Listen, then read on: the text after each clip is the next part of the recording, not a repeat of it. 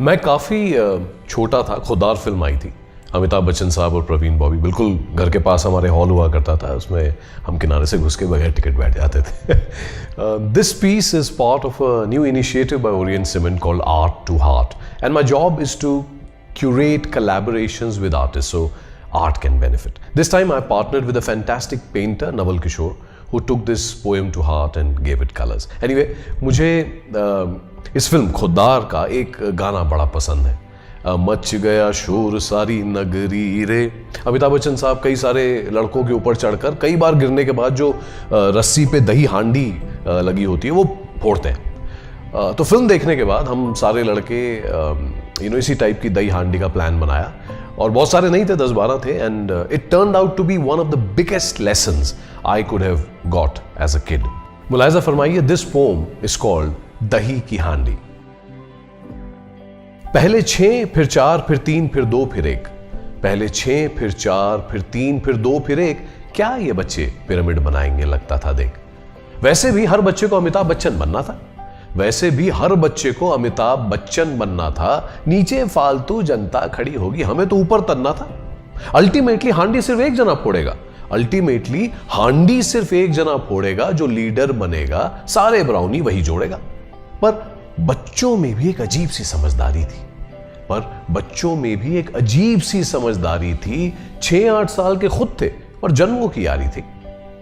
इतना तो इस उम्र में भी समझ में आने लग गया था कि बेटा मटकी तब फूटेगी जब ये तेरी या मेरी नहीं हमारी थी। एक अजीब सी समझदारी थी।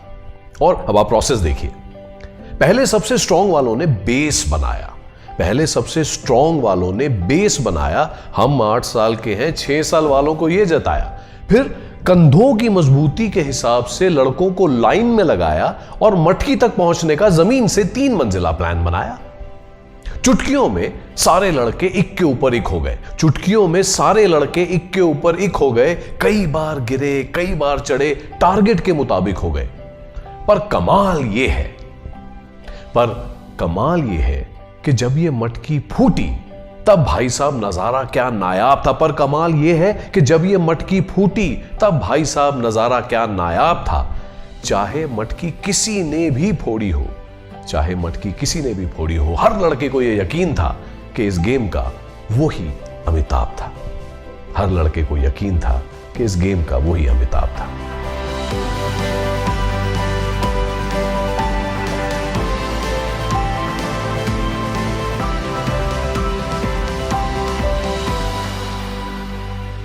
हर अच्छी टीम की एक बड़ी डिस्टिंक्ट पहचान होती है। You will notice that winning teams do not care के एंड में क्रेडिट किसको मिलता है। हारे तो साथ, जीते तो साथ।